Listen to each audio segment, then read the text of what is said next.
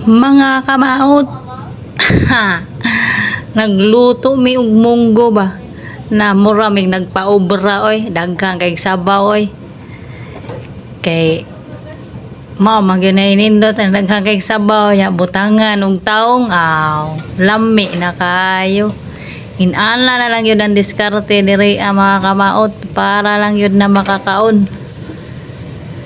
Kay para nay kuan ba nay lakas kuno sa pagtrabaho. Mo na siya mga kamaot. Diskarte lang sa luto, balag daghang sabaw. Ya butangan og jerjer.